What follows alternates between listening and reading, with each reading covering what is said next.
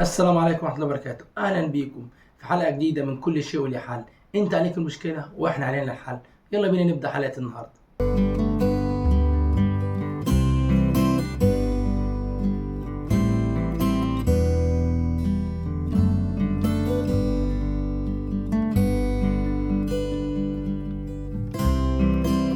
أول مشكلة معانا النهاردة، واحدة جارتي عندها مشكلة كبيرة ومحتاجة رأيكم فيها. بتقول لي إن جوزها كويس معاها جدا بس أخوه مش سايبها في حالها، في الطالع والنازل بيبص لها بنظرات مش كويسة. حاول يشدها عشان يستفرد بيها. الموضوع ده حصل معاها 3 مرات والحمد لله كل مرة ربنا بيسترها عليها، بس مش عارفة تقول لجوزها ولا تعمل إيه، وتكون سبب في خراب بيتها أو إنهم يقطعوا بعض ويتخانقوا هم عايشين في بيت عيلة. مشكلتك مش سهلة، بس أنا قبل ما أنا أتطرق لحل المشكلة أو نفكر مع بعض في حل المشكلة، عايز احط معاكي كذا اساس ما ينفعش ان احنا نختلف عليه. اول حاجه، ما ينفعش سكوتك، يعني ما ينفعش باي حال من الاحوال تسكتي، لان سكوتك في اغلب الاوقات واغلب الظن هيتفسر غلط. يعني هو لو اخو جوزك ما فسرهوش ان انت مستجيبه، دوت هيطمعه ان هو ايه، يزود الموضوع معاكي شويه. يعني فهمتيني؟ فانت في كل الحالات ما ينفعش تسكتي. تمام؟ دي لازم تبقى عارفاها. وبرده ان انت تقولي لجوزك دي لازم تكون اخر حاجه، يعني اخر خطوه تلجئي لها ان انت تلجئي لجوزك. ان المشكله ان مش ان الخوف كله ان جوزك مش هيتقبل الموضوع دوت، يعني احنا كرجاله صعب نتقبل الموضوع دوت. وبرده اهله هيحصل خلافات كبيره جدا. يعني اهل جوزك، يعني للاسف اغلبيتهم مش هيرضى يفرط في ابنهم، مش هيرضى اغلبيتهم مش هيجوا في صف ابنهم عليك. فبالتالي انت في كل الحالات تبقى انت خسرانه. فاحنا عايزين نطلع من المشكله دي باقل الخسائر بدون ان انت تقدمي اي تنازلات. فمبدئيا كده، يعني ممكن نقوله حل مبدئي بسيط، ان انت تشوفي اقرب حد في محيطك ليكي. يعني مثلا حماتك كويسه معاك وقريبه منك، حماكي مثلا، اخت جوزك، تمام؟ اي حد من دول يكون هو قريب معاك، تقدر تعرف تاخد وتدي معاه، وبتحس انه انسان بيفهم وعنده شويه انصاف. حاولي تفهميه الموضوع وتكلميه بالراحه، فهميه ان انت مش عايزه توصلي الموضوع لجوزك، ان الموضوع ما ينفعش، موضوع انت مش متقبلاه، وخايفه من العواقب اللي هتحصل منه، انت خايفه من رد فعل جوزك. وان برضو احتمال كبير قوي ياما يحصل مواجهه. انا ما اعرفش اخو جوزك ايه نظام، ممكن يكون انسان بجح، فهمتيني؟ فممكن يلعب عليك الترابيزه، بمعنى ان انت مثلا يطلعك غلطان يقول لك لا ده انت اللي بتشغليني، فهمتيني؟ ففي كلا الحالات هتلاقي نفسك انت اللي خسرانه، وبرضه ما ينفعش تسكتي. فاحنا اول حل معانا ان احنا نحاول ان احنا نشوف اي حد قريب نحكي له. طب انا مش لاقي حد قريب يحكي له، لا يبقى انا ممكن الجا لامي. تمام؟ يا امي توصل الكلام لحماتي وتفهمها، ويعني وتفهمها ان انت مش عايز يحصل مشاكل. واغلبيه الظن هم ناس كويسين، ومش محدش هيقبل باللي بيحصل يعني. فهم لو ناس كويسين واحنا بنظن خير في الناس، فصدقيني فاكيد حماتك هتتجاوب. لو انت مش هتقدري تتكلمي مباشره مع حماتك وده الافضل، ممكن تتكلمي لاهلك واهلك يوصلوا الموضوع دوت. دي نقطه. تاني نقطه، لو انت ما لقيتيش استجابه او انت شايفه الموضوع ده مش هينفع يجي معاكي باستجابه، تمام؟ حاولي توثقي اللي بيحصل، يعني حاولي تسجلي اللي بيحصل. ازاي؟ لو ممكن احط كاميرا مثلا من التليفون، اسجل، المهم يعني. بس انت ما تتجاوبيش معايا، يعني مثلا انت دلوقتي مثلا عارفه ان انت لما تيجي مثلا تبقى قاعده اليوم كله تحت مثلا عند اهلك، عند اهل جوزك، وبتطلعي فبيحصل مثلا الاحتكاك معاك في الوقت ده. فانت مثلا ايه، ممكن تشاهدي حد من اهله، يعني مثلا اخته تعرفيها وتقول لها هثبت لك الكلام دوت. يعني انا مقصد كلامي ان انت حاولي تمسكي دليل. اول ما تمسكي الدليل، تمام، ممكن يبقى انت تقدري تتكلمي، مش هتخافي انه مثلا اخو جوزك ده اللي عليك بالترابيزه ويقول لك لا ده انت اللي بتشغليني، ده انت لا، يبقى انت كده قفلت الباب دوت. فانت حاولي باي حال من الاحوال انت تثبتي الكلام دوت، يكون معاكي دليل مهما كان، بس يكون انت معاكي دليل. لا لقيت ان الموضوع تطور، يبقى لازم اخر حل تلجئي لجوزك، لان الموضوع ده ما ينفعش تقدمي فيه تنازلات. انت قدمت تنازلات، لو تقدمت تنازلات بالكلمه صدقيني هيجر الموضوع دوت زي الحبل كده، حبل على الجرار. فالموضوع هيستمر معاك. النهارده اتنزلت وقفت معاه قلت كلمتين عادي، بكره وبعده الموضوع هيتطور لما لا يحمد عقباه. فانت يا بنت الناس الموضوع ما تسكتش عليه، وحاولي زي ما قلت لك ان انا الكام حاجه اللي قلتهم لك يعني تحاولي تعمليهم وتمشي عليهم باذن الله، باذن الله خير. حاسه ان جوزك انسان متفاهم وانسان يحل الموضوع ودي، كلمي جوزك. بس الموضوع اياكي، انا دي اكتر حاجه بعيد عليها، وبقى كده اي حد مع نفس المشكله دي ما ينفعش السكوت. ان انت سكوتك ده هتفسر ان انت متجاوب في اللي بيحصل، وانت مش متجاوبه في اللي بيحصل. باللي يحصل ده بدأ انت بتتكلمي بتتكلمي مشكله وعارضه مشكله. فانا بقول لك يبقى انت لازم الموضوع دوت يقف عند حده. حاولي على قد ما تقدري تشوفي حد يكون عاقل، حتى لو مش شرط مثلا حد بالدائره القريبه قوي، مثلا ام وابوه، لا عمه خاله. لقيت ان محدش مستجيب، بس يكون حد عاقل. اهم حاجه يكون حد عاقل، يعني حد بيوزن الكلام، حد بيقول كلمه الحق. وباذن الله باذن الله دي ازمه وتزول. واتمنى اكون انا حاولت ان اساعدك باي حاجه. انا مطلقه بقالي اكتر من 7 سنين، ومعايا ولد، وبابا متوفي من قريب.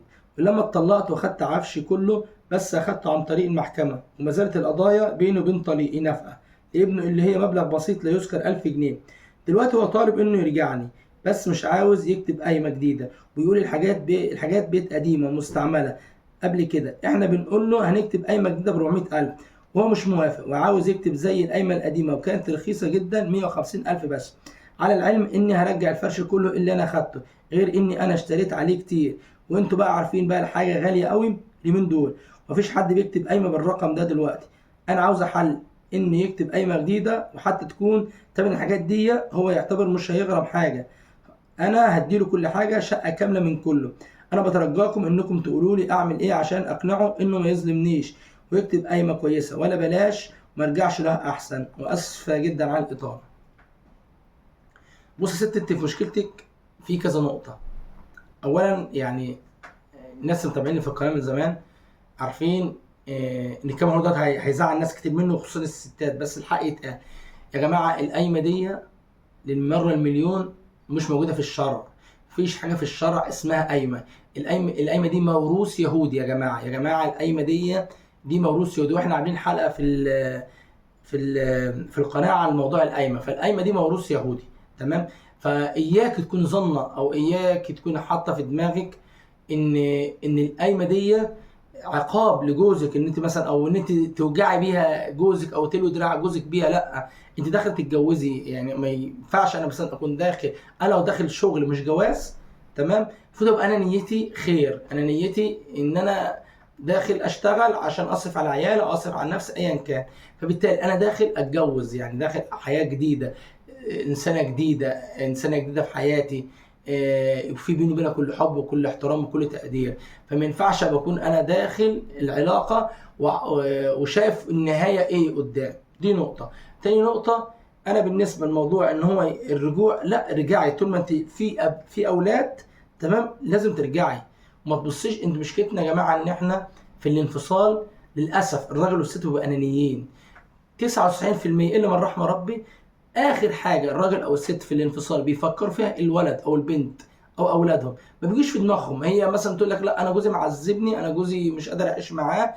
طب ابنك، طب استحملت؟ تقول لك لا انا استحملت. طب يعني الفكره، انت شايفه ان انت استحملتي، هل انت فعلا استحملتي؟ انا ما اقدرش اقول لك كده، ولا اي حد في الدنيا يقدر يقول لك كده. دي حاجه انت اللي عشتي فيها. وكذلك برضو الكلام للراجل. فالضحيه الاولى والضحيه الكبيره والضحيه هي اللي بتشيل الشيله كلها، الاولاد.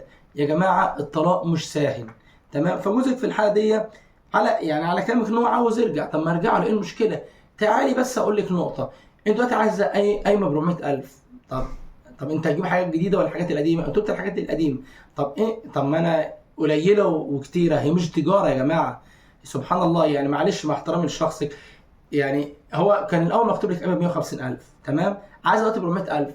يعني الفرق ده عايزاه ليه؟ يعني انت في حاجه فيك اتغيرت؟ مفيش حاجه فيك اتغيرت. العفش، هل حضرتك انت عفش جديد ولا هو عفش هو؟ طب العفش انا جايبه ب 150,000 مثالا، تمام، افتراضا، ليه اكتب عليه 400,000؟ وفي نقطه لازم انت فاهماها، والله مش تقليل في شخصك او تقليل في المطلقات. معنى ان الراجل عاوز يرجع لك، تمام، وانت رفعت عليه قضيه وخدت الكلام ده من المحكمه، صدقيني والراجل عاوز يرجع لك. هي حاجه من حاجتين برضه، عشان يبقى انا معاك امين. ودي لازم تبقى انت اكتر واحده تقدري تجاوبي نفسك فيها. اول حاجه، عشان راجل يرجع لست تطلق والطلاق ما حصلش بشكل ودي وجي من خلال المحكمه، يبقى حاجه من حاجتين. اول حاجه يبقى عدل ينتقم، هو الراجل ده عايز ينتقم، يعني جاء على كرامته فهو عايز ينتقم من اللي حصل. او تاني حاجه هو فعلا محتاج الانسان ده او عايزك انت، او عايز يعيش مع اولاده. تمام. فانا مش شايف اي داعي، لا هو راجل عايز يكتب 150,000 يكتب 150,000 يا ستي. القايمه ما هي الا ورق، انت زي ما انت خدتها في اول مره تاخدها في تاني مره. انت بتقولي جبت حاجات زياده، من الحاجات زياده دي هتيجي في بيتك. تمام. اهم حاجه اقسم بالله يا جماعه، ما جيب كام ولا ذهب بكام ولا قايمه بكام، اهم حاجه الروح اللي عايش معاها، الانسان اللي هكون معاه. تمام. الانسان ده هيطبطب عليا في وجعي، ولا الانسان دوت انا مش في دماغه؟ هي دي الفكره. ده المفروض انت بسالك ترجعي لنا عشان تسالي كده، مش تسالي ان اكتب قايمه 400,000. هي مش تجاره يا جماعه للاسف. هي انتوا ناس كتيره، مش على حضرتك ولا يعني، في ناس كتير قوي الموضوع معاها تجاره. لا هي مش تجاره، دي يعني دي حاجه زي ما قلت لك، ده موروث يهودي، فالعادات والعرف مشت عليه فاحنا مشينا عليه. تمام. هو موروث يهودي يا جماعه، مش في الشرع. انا الشرع بيقول لك ايه؟ الراجل بيجهز كل حاجه، يعني انا كراجل باجي عند حضرتك وبجهز كل حاجه، ما اكتبلكيش قايمه. لكن مش معنى كل حد يتكلم مع حد يقول لي قايمه ومش قايمه. لا يا جماعه، القايمه دلوقتي سبب كبير جدا في خراب البيوت. والله يا جماعه، يعني بتجي لي مشاكل كتيره جدا وبنقعد في مشاكل نحلها، تبقى ثلاث ارباعها القايمه. خلافات كتيره جدا مثلا بتحصل مع ناس مخطوبين وخلاص، يعني انا شفت اكتر من اربع خمس مشاكل وحضرت منهم مشكلتين شخصيه. الفرح خلاص اخر اسبوع، فاضل اسبوع على الفرح، كل عامل جاز، الفرح وقف علشان القايمه. طب لو انا مش واثق فيك هديك بنتي ليه؟ تمام. لو انا المشكله اتكلم اي حد مثلا اتكلم بالذات اهل البنت، يقول لك لا هو لو واثق، هو لو واثق تمام يمضي على بياض. طب معلش في الكلمه، طب انا ممكن انا انفصل عشان خاطر خلاف بيني وبين بنت، الخلاف وارد. سبحان الله، القلوب دي يعني زي ما بيقولوا كده الله بتتقلب ليل ونهار، يعني في اي لحظه. تمام. الانسان كان انسان بيبات مؤمن بيصبح كافر، بيصبح كافر بيبات مؤمن. فالموضوع دوت يا جماعه، ارجوكم ارجوكم ارجوكم ما تحطوش القايمه هي سبب الخلاف ما بينك وبين حد بتحبيه او حد عايز ترجعيه. ابنك اغلى من مليون قايمه، يعني رجوع ابنك لحضن ابوه وحضنك انت مع بعض احسن مليون الف مره من قايمه وكلام فاضي. اتمنى يعني ان ربنا يتم لك على خير، تقعدي مع نفسك وتشوفي هل الشخص فيك بقى القايمه دي هيديها خالص، هيدي اي حاجه ماديه، لا شوف هل الشخص دوت يستاهل الرجوع ولا لا. ومعلش بالكلمه، لما تيجي تفكري خليكي حياديه، ما تفتكروش الوحش. يعني اصل انت مش ملاك ولا انا ملاك ولا هو ملاك، ما تفتكرلوش الوحش.